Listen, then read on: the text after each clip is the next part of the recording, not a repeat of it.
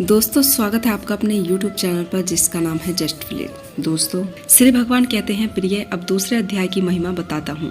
दक्षिण दिशा में वेद वेता ब्राह्मणों के पुरांदरपुर नामक नगर में देव शर्मा नाम का एक ब्राह्मण रहता था। वह अतिथियों की सेवा करने वाला, स्वाध्यायशील, वेद शास्त्रों का विशेषज्ञ, यज्ञों का अनुष्ठान करने वाला और तपस्वियों के लिए सदा ही प्रिय था। उसने उत्तम द्रव्यों के द्वारा अग्नि में हवन करके दीर्घ काल तक देवताओं को तृप्त किया, किंतु उस धर्मात्मा ब्राह्मण को कभी सदा रहने वाली शांति नहीं मिली। वे परम कल्याण में तत्व का ज्ञान प्राप्त करने की इच्छा से प्रतिदिन प्रचुर सामग्रियों के द्वारा सत्य संकल्प वाले तपस्वियों की सेवा करने लगा। एक दिन उसी प्रकार शुभाचरण करते हुए उसके समक्ष एक त्यागी संत प्रकट हुआ। वे पूर्ण अनुभवी शांत चित्त थे। निरंतर परमात्मा के चिंतन में संलग्न होकर वे सदा ही आनंद विभोर रहते थे। उन नित्य संतुष्ट तपस्वी संत को शुद्ध भाव से प्रणाम करके देव शर्मा ने पूछा, महात्मन, मुझे सदा रहने वाली शांति कैसे प्राप्त होगी? तब उस आत्मज्ञानी संत ने कहा, सोनपुर ग्राम का निवासी मित्रवान जो बकरियों का चरावा है, वह तुम्हें उपदेश देगा। यह सुनकर देव शर्मा ने महात्मा के चरणों की वंदना की और सोनपुर ग्राम के लिए चल दिया। सिमरतशाली सोनपुर ग्राम में पहुंचकर उसने उत्तर भाग में एक विशाल वन को देखा।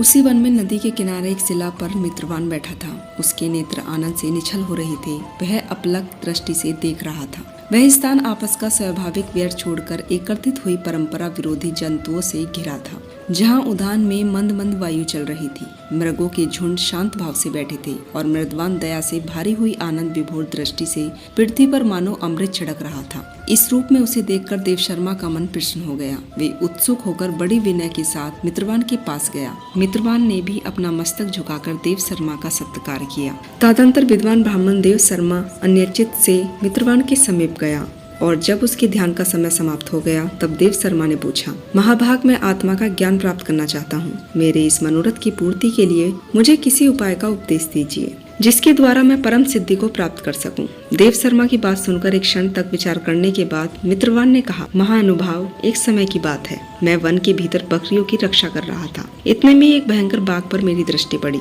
जो मानो सबको खा लेना चाहता था। मैं मृत्यु से डरता था, इसलिए बाघ को आते देखकर बकरियों के झुंड को आगे करके मैं वहाँ से भाग गया। किंतु एक बकरी तुरंत ही सारा भय छोड़कर नदी के किनारे उस बाघ के पास चली गई। फिर तो बाघ भी द्वेष छोड़कर चुपचाप खड़ा हो गया। बाघ को इस अवस्था में देखकर बकरी बोली, बाघ, तुम्हें तो उत्तम भोजन प्राप्त हुआ है। मेरे शरीर से मांस निकाल कर प्रेम पूर्वक खाओ ना। तुम इतनी देरी से खड़े क्यों हो? तुम्हारे मन में मुझे खाने का विचार क्यों नहीं आ रहा? बाघ बोला, बकरी, इस स्थान पर आते ही मेरे मन से द्वेष का भाव निकल गया। भूख प्यास भी मिट गई, इसलिए पास आने पर भी अब तुम्हें खाने का मन नहीं कर रहा।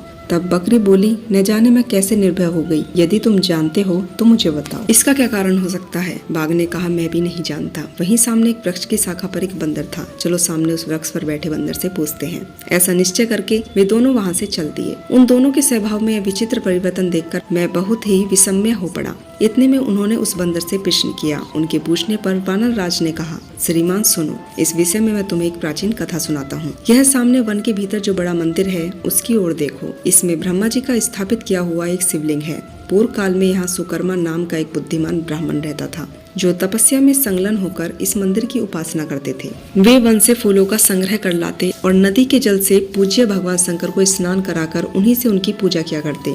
इस प्रकार आराधना का कार्य करते हुए सुकर्मा यहाँ निवास करते थे। बहुत समय के बाद उनके समीप किसी अतिथि महात्मा का आगमन हुआ। भोजन के लिए फल लाकर अतिथि महात्मा को अर्पण करने के बाद सुकर्मा ने कहा, महात्मा, मैं केवल तत्व ज्ञान की इच्छा से भगवान शंकर की आराधना करता हूँ। आज इस आराधना का फल मुझे मिल गया है, क्योंकि इस समय आप जैसे महापुरुष ने मुझ पर अनुग्रह किया है। सुकर्मा के ऐसे मधुर वचन सुनकर तपस्या के धनी महात्मा अतिथि को बड़ी प्रसन्नता हुई। उन्होंने एक शिलाखंड पर गीता का दूसरा अध्याय लिख दिया और सुकर्मा को इसके पाठ का आरंभ करने के लिए आज्ञा देते हुए महात्मा ने कहा, ब्राह्मण, इससे तुम्हारा आत्मज्ञान संबंधी मनोरथ अपने आप सफल हो जाएगा।